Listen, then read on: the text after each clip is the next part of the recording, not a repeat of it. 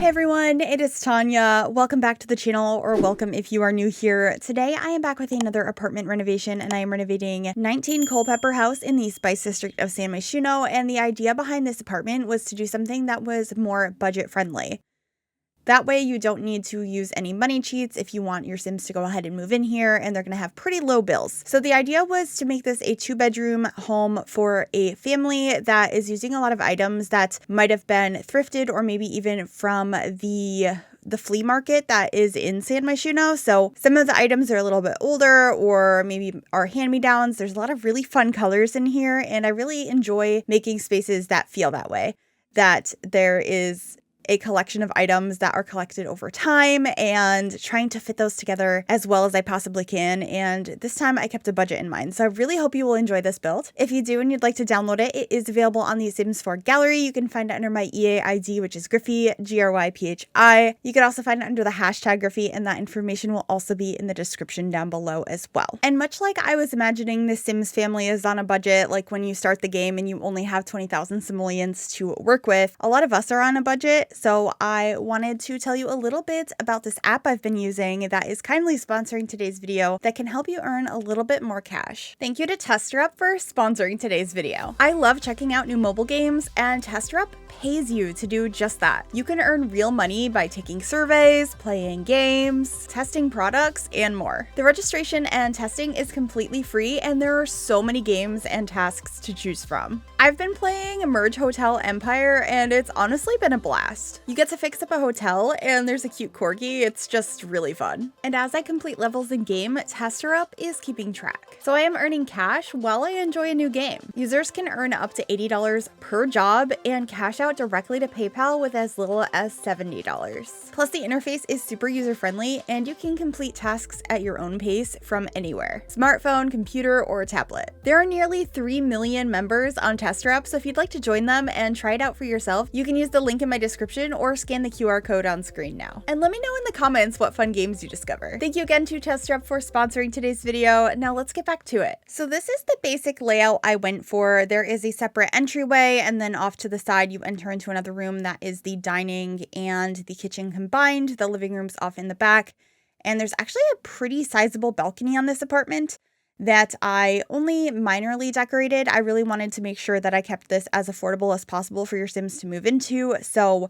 I didn't go too all out on the decorations. I wanted it to feel like there was definitely some personality in the space, so there are like some fun touches, but I definitely did not clutter as much as I normally would if I was not keeping to a budget. And I think builds like this are really fun from time to time. I feel like I don't do them that often in apartments.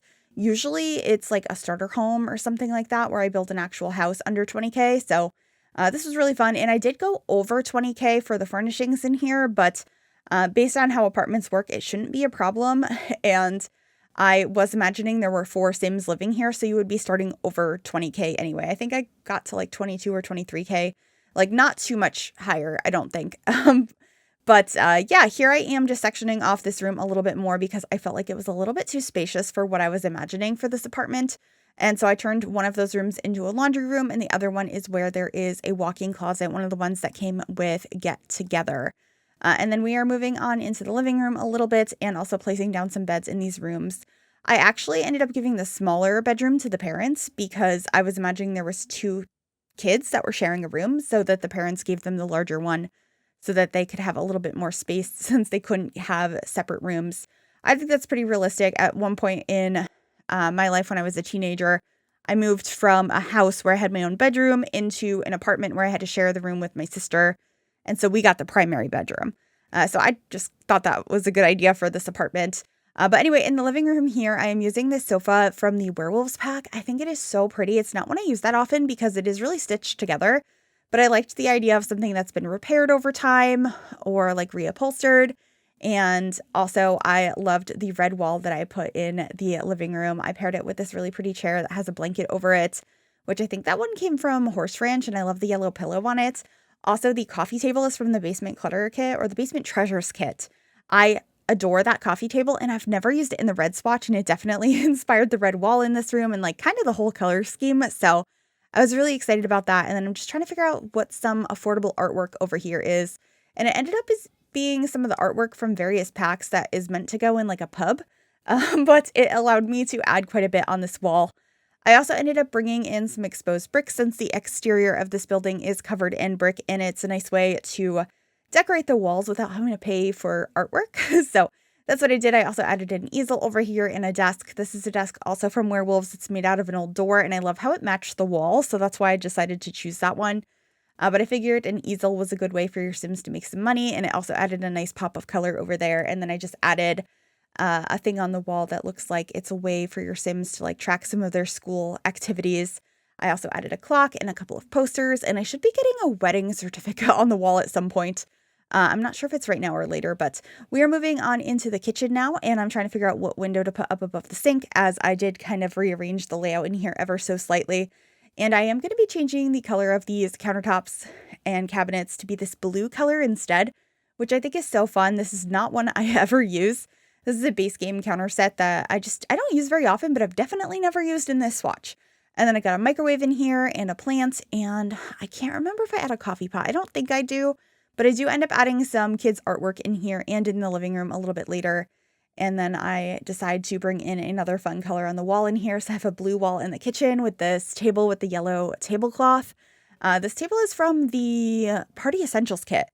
Not one I use very often either, because most of the swatches on it are a little bit difficult to use because the wood swatch and the tablecloth change. I really wish we had like 2 wood swatches and a lot of colors on them, but that's okay. And then over here, I got a mirror, and then I put a little mat to stand on while you do dishes.